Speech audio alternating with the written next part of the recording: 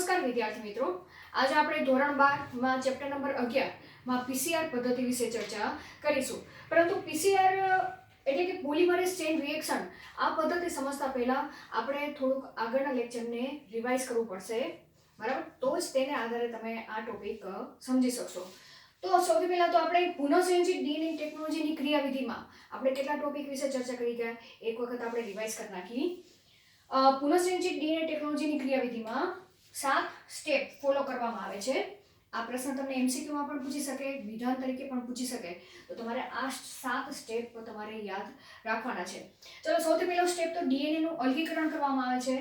હવે ડીએનએ નું અલગીકરણ કરવામાં આવે છે એનો મતલબ શું કે આપણે આગળ ચર્ચા કરી ગયા કે આપણે પુનઃસંયોજિત ડીએનએ ટેકનોલોજીમાં એટલે કે બાયોટેકનોલોજી પદ્ધતિમાં આપણું જે ઈચ્છિત ડીએનએ છે કે ઈચ્છિત ડીએનએના ટુકડાને યોગ્ય યજમાનમાં નાખવામાં આવે છે અને તેના દ્વારા આપણે જે ઈચ્છિત ડીએનએનો ટુકડો છે તેની પ્રોડક્ટ મેળવવામાં આવે છે બાયોટેકનોલોજી પદ્ધતિ દ્વારા. તો હવે જે ડીએનએનો ટુકડો આપણે જે મેળવવાનો છે એ ડીએનએનો ટુકડો આપણે શેમાંથી મેળવશું? કોઈ સજીવના કોષમાંથી જ મેળવશું, બરાબર? કે કોષ તરીકે વનસ્પતિ કોષ પણ આપણે લઈ શકીએ, કોઈ બેક્ટેરિયલ કોષ પણ લઈ શકીએ, ફૂગ પણ લઈ શકીએ, જેમાંથી આપણે ઈચ્છિત ડીએનએનો ટુકડો મેળવવાનો છે. તો સૌથી પહેલાં તો એ કોષનું જે ડીએનએ છે એટલે કે જનીન દ્રવ્ય છે તેનું શું કરવું પડે? આપણે અલગીકરણની પ્રક્રિયા કરવી પડે. એટલે કે તે કોષમાંથી આપણે ડીએનએને અલગ તારવું પડે. સમજી ગયા આ સ્ટેપ? તો કઈ રીતે આપણે આ ફર્સ્ટ સ્ટેપ વિશે ચર્ચા કરી, બરાબર? કે જનીન દ્રવ્યનું અલગીકરણ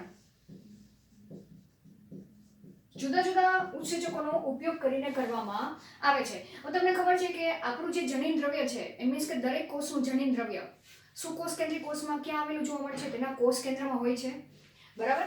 ફોર એક્ઝામ્પલ આ કોષ છે. હવે આ કોષ તરીકે કાં તો વનસ્પતિ કોષ પણ હોઈ શકે, આપણે લઈ શકીએ, બરાબર? બેક્ટેરિયલ કોષ માંથી પણ આપણે જનીન દ્રવ્ય લઈ શકીએ, બરાબર? ઈચ્છિત જે ડીએનએ જોતું હોય આપણે, એવી જ રીતના ફૂગમાંથી પણ. તો વનસ્પતિ કોષ હોય, બેક્ટેરિયલ કોષ હોય કે ફૂગ હોય, એને કોષની ફરતે કોષ દિવાલ આવેલી હોય છે. વનસ્પતિ કોષ હોય તો તેની જે કોષ દિવાલ છે એ શેની બનેલી હોય છે? સેલ્યુલોઝની હોય છે, બરાબર? એવી જ રીતના બેક્ટેરિયલ કોષ હોય તેની કોષ દિવાલ પેપ્ટિડોગ્લાયકેનની હોય છે, પેપ્ટિડોગ્લાયકેન, બરાબર? એવી જ રીતના ફૂગ છે તેની કોષ દિવાલ કાઇટિનની બનેલી હોય છે, કોષ દિવાલ, બરાબર? આપણે આની વાત કરી છે કોષ દિવાલ. તો હવે સૌપ્રથમ તો તેનું જે જનીન દ્રવ્ય છે, અહીંયા શું આવેલું છે? કોષ કેન્દ્ર છે. આ કોષ કેન્દ્ર છે. કોષ કેન્દ્રની અંદર રંગસૂત્ર દ્રવ્ય ઝાડાની માફક ફેલાયેલું છે, એ પણ આપણને ખ્યાલ છે. આ શું છે? રંગસૂત્ર દ્રવ્ય. એ રંગસૂત્ર દ્રવ્યમાં શું આવેલું છે? ડીએનએ આવેલું છે, પ્રોટીન આવેલા છે અને આરએનએ આવેલા છે, બરાબર? તો અહીંયા રંગસૂત્ર દ્રવ્ય એ ડીએનએ નું બનેલું છે પ્લસ પ્રોટીન. પ્રોટીન તરીકે કયા કયા પ્રોટીન? પ્રોટીન તરીકે હિસ્ટોન પ્રોટીન અને બિન હિસ્ટોન પ્રોટીન પણ હોય છે, બરાબર? તો અહીંયા હિસ્ટોન તેમજ બિન હિસ્ટોન પ્રોટીન, બરાબર? તેના સિવાય શું હશે? આરએનએ હશે. આપણે વનસ્પતિ કોષની વાત કરી તો, બેક્ટેરિયલ કોષની વાત કરી તો એમાં તો કોષ કેન્દ્ર પટલ તો છે જ નહીં, ડાયરેક્ટ સર્ક્યુલર ડીએનએ ત્યાં આવેલું હશે કોષરસમાં, બરાબર? તો હવે વાત આવી કે જો વનસ્પતિ કોષને માંથી જનીન દ્રવ્યનું આપણે અલગીકરણ કરવું હોય, ડીએનએ નું અલગીકરણ કરવું હોય, તો સૌથી પહેલા તો વનસ્પતિ કોષને સેલ્યુલેઝ ની સારવાર આપવામાં આવે. તો આ કોષ દિવાલ તોડવા માટે વનસ્પતિ કોષને શેની સારવાર આપવામાં આવશે? સેલ્યુલેઝની, બરાબર?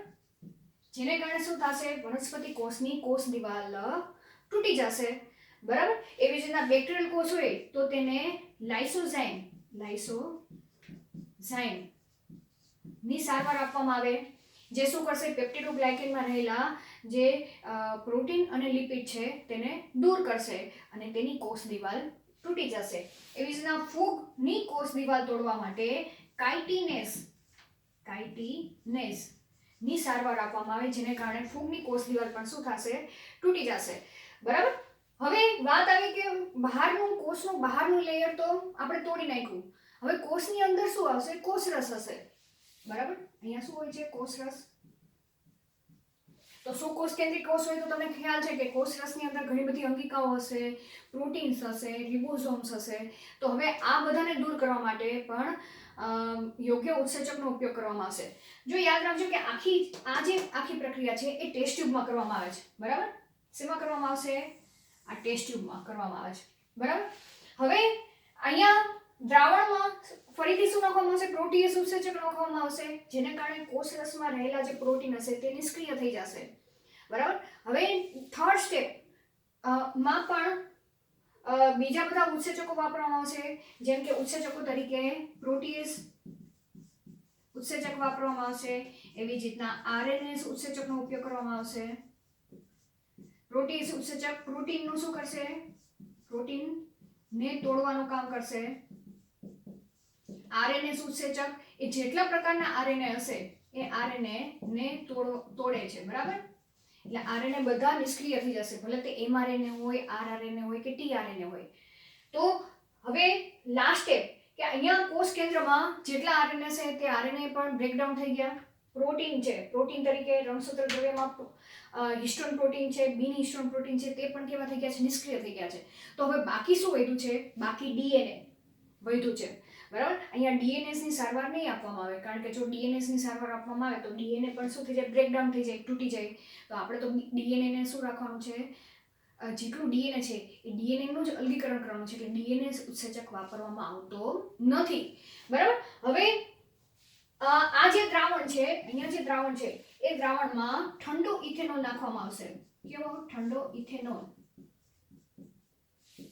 હવે ઠંડો ઇથેનોલ નાખવામાં આવશે, સેન્ટ્રીફ્યુઝ કરવામાં આવશે, ઠંડો ઇથેનોલ નાખવામાં આવશે, એટલે જે પ્રોડક્ટ્સ પ્રોટીન કે આરએનએ જે બ્રેકડાઉન થઈ ગયેલું પાર્ટિકલ્સ છે એ બધા ટેસ્ટ ટ્યુબમાં નીચે બેસી જશે. બરાબર, અને છેલ્લે શું વધશે? અહીંયા છેલ્લે જોવા જાઓ તો આને લગતી આકૃતિ આપણે ટેસ્ટ બુકમાં આપેલી છે કે ટેસ્ટ ટ્યુબમાં ઉપર જે સસ્પેન્શન છે, સસ્પેન્શન એટલે કે દ્રાવણ.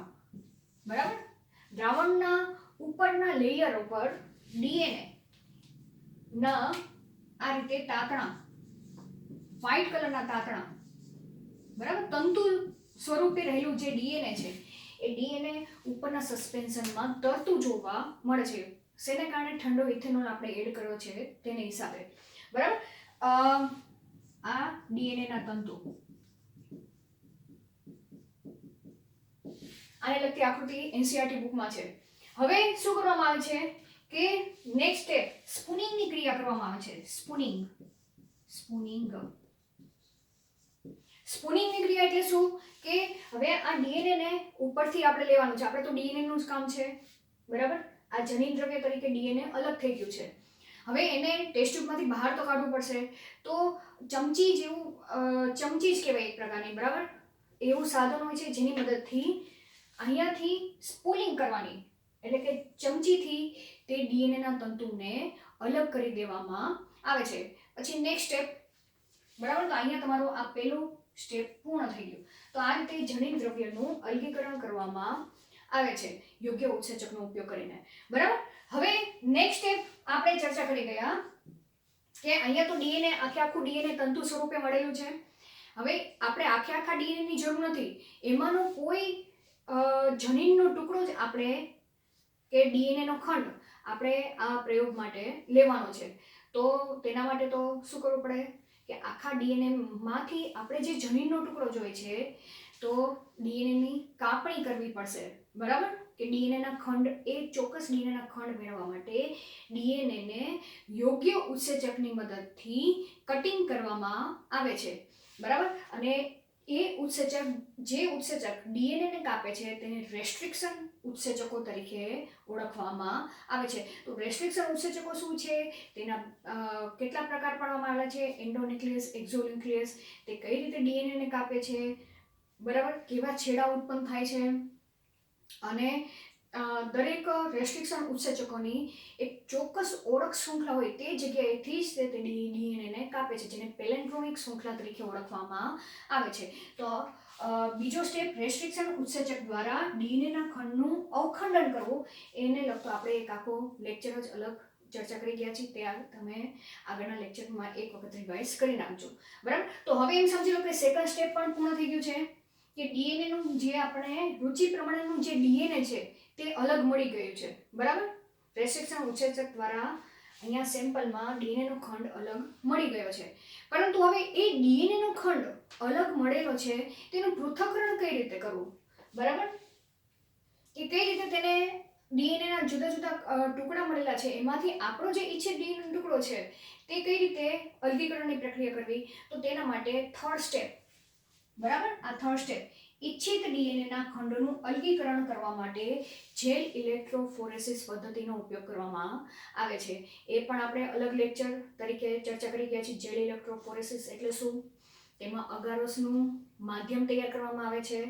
બરાબર, પછી કેથોડ તરફ ડીએનએના સેમ્પલને એડ કરવામાં આવે છે અને એનોડ ધ્રુવ તરફ ડીએનએના જે ખંડો છે તે તેની ચાર્જને હિસાબે તેમજ ડીએનએના ખંડોની લંબાઈને અનુસરીને તેઓ ધન ધ્રુવ તરફ એટલે કે એનોડ તરફ તેઓ સ્થળાંતરની પ્રક્રિયા કરે છે. બરાબર, ત્યારબાદ જ્યારે તેને ઇથિડીન બ્રોમાઇડથી એ આખી જેલને અભિરંજિત કરવામાં આવે છે અને પછી યુવી લાઇટથી તેને ઓબ્ઝર્વ કરવામાં આવે છે, તો ત્યાં તમને ડીએનએના ખંડો એ નારંગી રંગના જોવા મળે છે.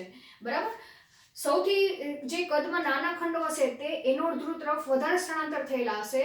મોટા કદના જે ડીએનએના ખંડો હશે તે કેથોડ તરફની દિશા તરફ વધુ હશે. બરાબર, કારણ કે તે અગારોસ જેલમાંથી સરળતાથી મોટા ખંડો પસાર થઈ શકતા નથી.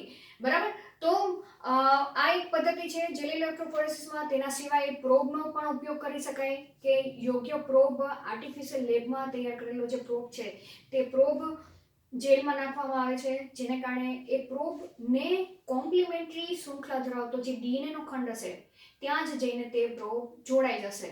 બરાબર, હવે પ્રોબ કઈ જગ્યાએ જોડાણો છે તે જોવા માટે એક્સરે ફિલ્મ લેવામાં આવશે અને એક્સરે ફિલ્મ દ્વારા પ્રોબ જે ડીએનએ શૃંખલા સાથે જોડાયેલો છે તે જ ડીએનએનો ખંડ એ આપણો ઈચ્છિત ડીએનએનો ખંડ છે તેમ માનવામાં આવે છે.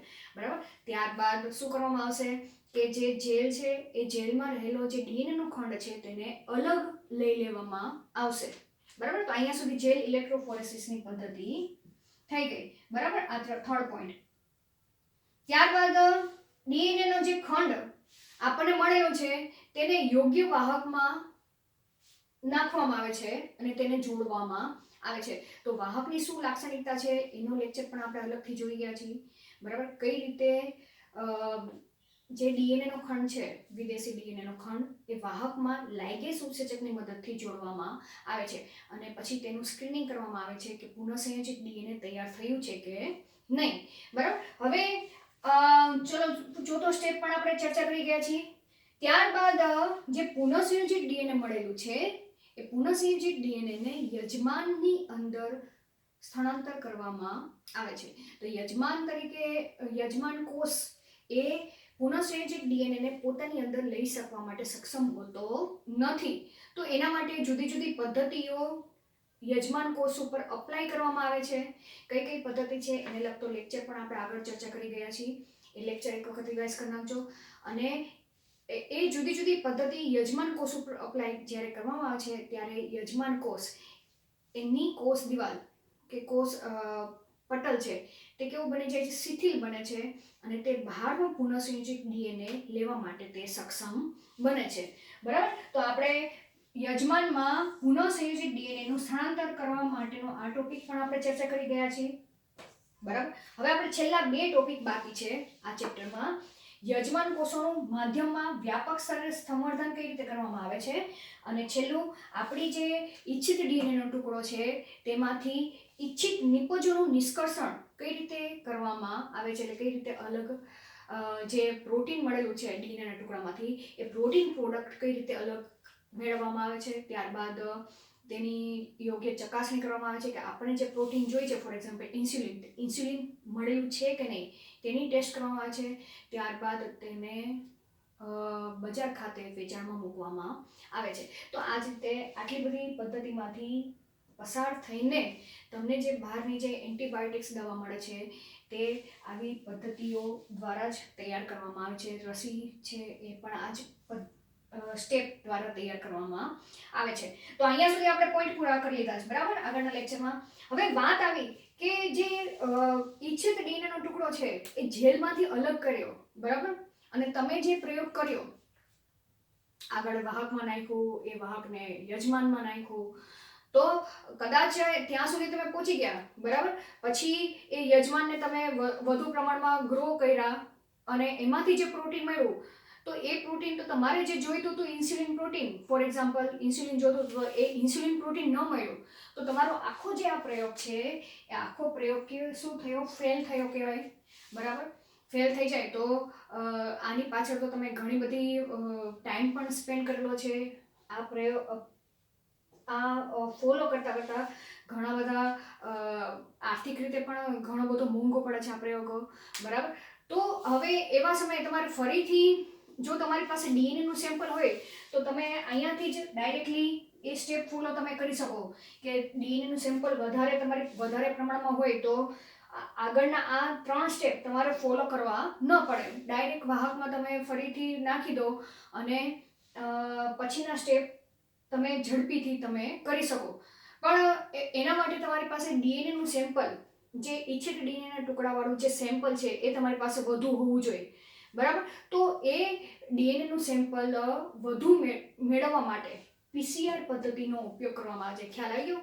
પીસીઆર પદ્ધતિ શેના માટે વાપરવામાં આવે છે કે રુચિ પ્રમાણેના જે ડીએનએ છે એ ડીએનએની ઘણી બધી કોપીઓ મેળવવા માટે પોલિમરેઝ ચેન રિએક્શન પદ્ધતિનો ઉપયોગ કરવામાં આવે છે, બરાબર. તો આપણે પોલિમરેઝ ચેન રિએક્શન પદ્ધતિ વિશે ચર્ચા કરી. હવે પીસીઆર પદ્ધતિમાં પહેલાં તો આપણે તેને વ્યાખ્યાયિત કરી નાખીએ કે પીસીઆર પદ્ધતિ શું છે. તો સૌથી પહેલાં તો પીસીઆર પદ્ધતિ એ ઇન વિટ્રો પદ્ધતિ છે. ઇન વિટ્રો પદ્ધતિ એટલે કે લેબમાં કરવામાં આવે છે આ પદ્ધતિ, બરાબર. ઇન વિટ્રો રુચિ પ્રમાણેના જનીનની, રુચિ પ્રમાણે એટલે કે આપણો જે ઇચ્છિત ડીએનએનો ટુકડો છે, બરાબર, કે જનીન છે, તેની મલ્ટિપલ કોપીઝનું સંશ્લેષણ કરવાની પદ્ધતિને પીસીઆર તરીકે ઓળખવામાં આવે છે. વ્યાખ્યા યાદ રહી ગઈ? કઈ રીતે યાદ રાખશું? ઇન વિટ્રો રુચિ પ્રમાણેના જનીનની મલ્ટિપલ કોપીઝનું સંશ્લેષણ કરવાની પદ્ધતિને પીસીઆર તરીકે ઓળખવામાં આવે છે. અહીં જો તમારી પાસે ડીએનએની એક જ કોપી હોય તો તેમાંથી તમે 1 અબજ ગણું ડીએનએનું સંશ્લેષણની પ્રક્રિયા પીસીઆર પદ્ધતિ દ્વારા તમે કરી શકો છો. તો હવે આ જે પીસીઆર પદ્ધતિમાં તમારે કયા કયા ઉપકરણોની જરૂર પડશે? એક તો તમારે પ્રાઇમરના 2 સેટની જરૂર પડે છે, બરાબર. પ્રાઇમરના 2 સેટ. હવે પ્રાઇમર તરીકે હંમેશા આપણે ડીએનએ સંશ્લેષણની પ્રક્રિયામાં ચર્ચા કરી ગયા છીએ કે ડીએનએનું સંશ્લેષણ, અહીં શું કરવાનું છે? સંશ્લેષણ કરવાનું છે, બરાબર. ડીએનએની અસંખ્ય કોપી આપણે બનાવવાની છે. તો કોપી બનાવવા માટે એટલે કે ડીએનએના સંશ્લેષણની પ્રક્રિયા માટે શેની જરૂર પડે છે? સૌપ્રથમ પ્રાઇમરની જરૂર પડે છે. પ્રાઇમર તરીકે આરએનએ હોય છે, બરાબર. તો અહીં આ જે પ્રાઇમર છે એ પ્રાઇમરના કેટલા 2 સેટની જરૂર પડે છે અને એ પ્રાઇમર એ બીજું કાંઈ નથી, આરએનએનો થોડી શૃંખલા ધરાવતો ન્યુક્લિયોટાઇડની શૃંખલા છે, બરાબર, જેને આપણે શું કહીશું? ઓલિગોન્યુક્લિયોટાઇડ્સ તરીકે પણ આપણે ઓળખીએ છીએ. તો નાના રાસાયણિક સંશ્લેષિત લેબોરેટરીમાં તૈયાર કરેલા ઓલિગોન્યુક્લિયોટાઇડ્સ તરીકે આરએનએ નો પ્રાઇમર તરીકે અહીં ઉપયોગ કરવામાં આવે છે. બીજું, અહીં ડીએનએને શું કરવાનું છે? સંશ્લેષણ કરવાનું છે. તો ડીએનએની નવી શૃંખલા બનાવવા માટે પોલિમરેઝ ઉત્સેચકની જરૂર પડશે. કેવા ડીએનએ પોલિમરેઝ ઉત્સેચકની જરૂર પડે છે? તો અહીં ડીએનએ પોલિમરેઝ ઉત્સેચક પણ કેવા? લેબોરેટરીમાં તૈયાર કરેલા, એટલે કે બેક્ટેરિયામાંથી ડીએનએ પોલિમરેઝ ઉત્સેચકને લેવામાં આવે છે અને તેનો ઉપયોગ પીસીઆર પદ્ધતિમાં કરવામાં આવે છે. હવે આ ડીએનએ પોલિમરેઝ ઉત્સેચક કેવા હોય છે? થર્મોસ્ટેબલ હોય છે. થર્મોસ્ટેબલ એટલે કે ઊંચા તાપમાને પણ આ ઉત્સેચક નિષ્ક્રિય થતા નથી. એવા થર્મોસ્ટેબલ ડીએનએ પોલિમરેઝનો ઉત્સેચક પીસીઆરમાં કરવામાં આવે છે. એટલે આગળ થર્મોસ્ટેબલ લખેલું છે, બરાબર. હવે જેને શોર્ટ ફોર્મ તરીકે ટેક પોલિમરેઝ પણ નામ આપવામાં આવેલું છે. આ ઉત્સેચક એ થર્મસ એક્વેટિક્સ બેક્ટેરિયામાંથી મેળવવામાં આવે છે. આ એમસીક્યુ માટે ખાસ યાદ રાખવાના છે કે આવા થર્મોસ્ટેબલ ડીએનએ પોલિમરેઝ શેમાંથી મેળવવામાં આવે છે? તો થર્મસ એક્વેટિક્સ બેક્ટેરિયા. આ એવા બેક્ટેરિયા છે કે જે ગરમ પાણીના ઝરા હશે ત્યાં પણ આ બેક્ટેરિયા, એટલે કે ખૂબ જ ઊંચા તાપમાને આ બેક્ટેરિયા એ પોતાનું અસ્તિત્વ ધરાવે છે અને તેમાંથી ડીએનએ પોલિમરેઝને અલગીકરણ કરવામાં આવે છે અને તેનો ઉપયોગ પીસીઆરમાં કરવામાં આવે છે. ત્રીજા ટૂલ્સ તરીકે ન્યુક્લિયોટાઇડ્સનો ઉપયોગ કરવામાં આવે છે આ પદ્ધતિમાં. આ ન્યુક્લિયોટાઇડ્સ પણ લેબમાં તૈયાર કરેલા હોય છે અને તેનો ઉપયોગ કરવામાં આવે છે, કારણ કે ડીએનએની શૃંખલા બનાવવાની છે તો ડીએનએ શેનું બનેલું છે? ન્યુક્લિયોટાઇડ્સનું જ બનેલું છે. તો એવા બધા જ પ્રકારના ન્યુક્લિયોટાઇડ્સ, એડેનિન ધરાવતા ન્યુક્લિયોટાઇડ્સ, થાઇમિન ધરાવતા ન્યુક્લિયોટાઇડ્સ, સાઇટોસિન ધરાવતા ન્યુક્લિયોટાઇડ્સ, એવી રીતના ગ્વાનિન ધરાવતા ન્યુક્લિયોટાઇડ્સનો ઉપયોગ કરવામાં આવે છે. તો હવે આ જે પીસીઆર પદ્ધતિ વિશે આપણે ચર્ચા કરી, તો પીસીઆર પદ્ધતિ એ 3 ચરણોમાં પૂર્ણ થાય છે, બરાબર, કે 3 તબક્કામાં પૂર્ણ થાય છે. હવે આપણે 3 તબક્કા વિશે ચર્ચા કરી. સૌથી પહેલો જે તબક્કો છે તેને વિનૈસર્ગીકરણના તબક્કા તરીકે ઓળખવામાં આવે છે. કયા તબક્કા? વિનૈસર્ગીકરણ ના તબક્કા તરીકે ઓળખવામાં આવે છે. આ તબક્કા દરમિયાન શું કરવામાં આવે છે કે તમે જે સેમ્પલ તરીકે જે ડીએનએ નો ટુકડો લીધેલો છે, બરાબર, એ ડીએનએ નો ટુકડાને વચ્ચે શું રહેલું છે? હાઇડ્રોજન બંધ રહેલા છે, તો તે હાઇડ્રોજન બંધને તોડવામાં આવે છે, બરાબર. તો અહીંયા વિનૈસર્ગીકરણની ક્રિયા તમે લખી શકો. આ તબક્કા દરમિયાન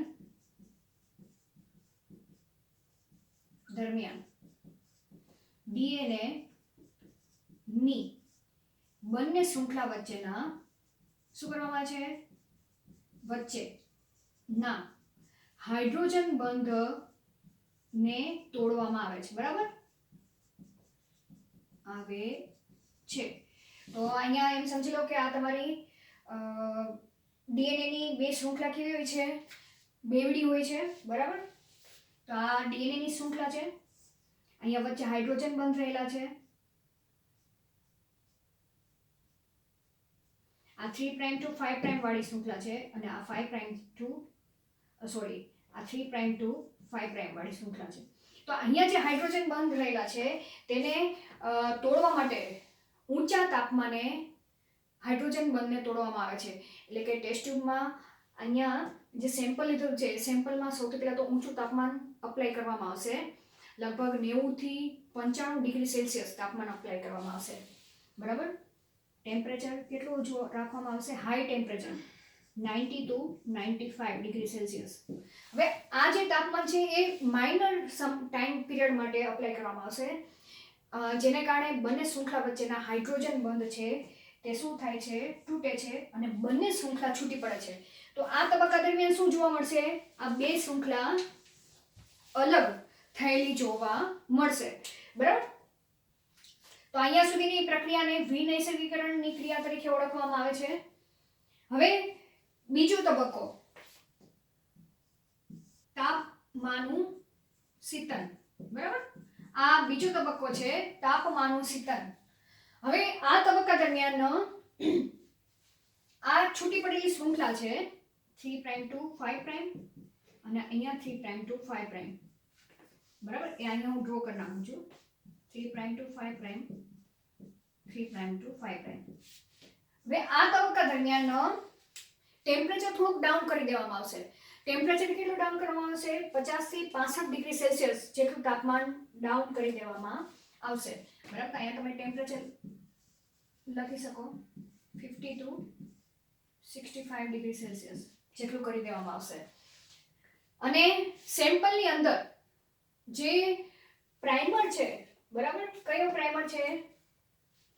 બંને પ્રાઇમર એ સેમ્પલમાં એડ કરી દેવામાં આવશે.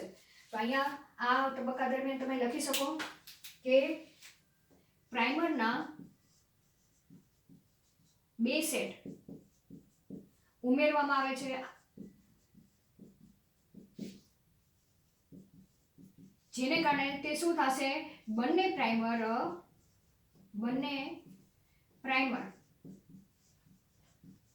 ડીએનએ ની બંને શૃંખલા ના છેડા તરફ જોડાશે. બરાબર. હવે શું કહે છે, ડીએનએ ના બંને પ્રાઇમર જે ઓલિગોન્યુક્લિયોટાઇડ આરએનએ સંશ્લેષિત લીધેલા છે તે પ્રાઇમર કઈ દિશામાં જોડાશે તે આપણે સ્થાન જોઈ. તો આપણે ડીએનએ સંશ્લેષણની ક્રિયા આપણે ચર્ચા કરી ગયા છીએ કે ડીએનએ સંશ્લેષણ હંમેશા 5 પ્રાઇમ થી 3 પ્રાઇમની દિશામાં જ જોવા મળે છે. બરાબર. ડીએનએ સંશ્લેષણ હંમેશા 5 પ્રાઇમ થી 3 પ્રાઇમની દિશામાં જ જોવા મળે છે. તો પ્રાઇમર એ ડીએનએ ના કયા છેડે જોડાશે, એક પ્રાઇમર એ ડીએનએ ના 3 પ્રાઇમ થી 5 પ્રાઇમ છેડા તરફ જોડાશે, એટલે કે અહીંયા જોડાશે. બરાબર. તો ડીએનએ ની આ શૃંખલા અહીંયા 3 પ્રાઇમ છે, તો પ્રાઇમરનો આ છેડો કયો હશે, 5 પ્રાઇમ હશે, અને આ છેડો 3 પ્રાઇમ હશે, જેનો OH ગ્રુપ કેવો છે, મુક્ત છે. બરાબર.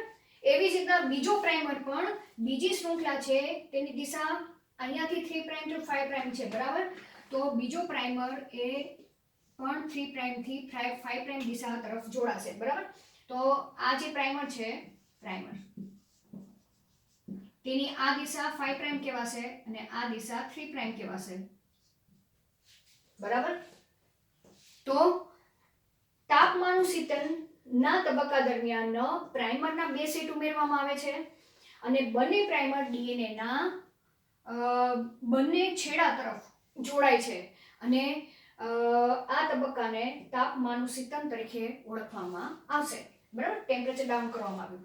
હવે ત્રીજો તબક્કો છે, એ ત્રીજા તબક્કા દરમિયાન વિસ્તૃતીકરણ.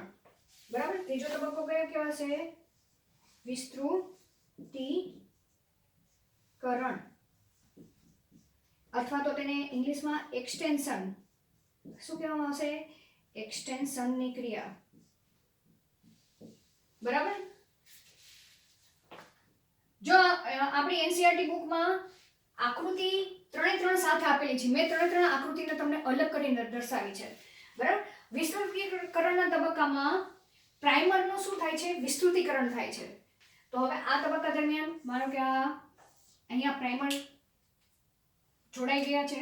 બરાબર. આ 5 પ્રાઇમ છે, આ 3 પ્રાઇમ, આ ડીએનએ ની આ 3 to 5 પ્રાઇમ છે, આ પ્રાઇમર છે. બરાબર. એનું આ 5 પ્રાઇમ થયું, આ 3 પ્રાઇમ. તો હવે આ તબક્કા દરમિયાન થર્ડ સ્ટેપ વાપરવામાં આવશે, થર્મોસ્ટેબલ ડીએનએ પોલિમરેઝ અને ન્યુક્લિયોટાઇડ ઉમેરવામાં આવશે. બરાબર. તો એ લખી નાખો. આ તબક્કા દરમિયાન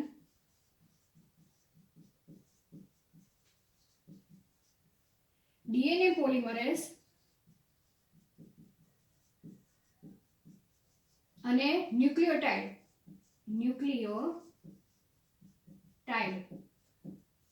ઉમેરવામાં આવે છે. બરાબર. ફરીથી અહીં શું કરવામાં આવશે, ટેમ્પરેચર હાઈ કરી દેવામાં આવશે, લગભગ 72 ડિગ્રી સેલ્સિયસ છે. બરાબર. કેટલું તાપમાન, 72 ડિગ્રી સેલ્સિયસ જેટલું તાપમાન અપ્લાય કરવામાં આવશે અને તે સેમ્પલમાં થર્મોસ્ટેબલ ડીએનએ પોલિમરેઝ અને ન્યુક્લિયોટાઇડ્સ જોડી દેવામાં આવશે. હવે આ જે ન્યુક્લિયોટાઇડ્સ છે નાખેલા છે, એ ન્યુક્લિયોટાઇડ પ્રાઇમર સાથે જોડાતા જશે. એટલે કે ડીએનએ પોલિમરેઝ ક્યાં જોડાશે, પ્રાઇમર સાથે. અહીંયા ડીએનએ પોલિમરેઝ જોડાઈ ગયું. આ શું છે, ડીએનએ પોલિમરેઝ. બરાબર. હવે ડીએનએ પોલિમરેઝ પ્રાઇમર સાથે જોડાઈ ગયું. નેક્સ્ટ સ્ટેપ તમને ખ્યાલ જ છે, સ્વયંજનનની પ્રક્રિયામાં જોઈ ગયા છીએ કે એક એક ન્યુક્લિયોટાઇડ આવતો જશે અને અહીં 3 પ્રાઇમ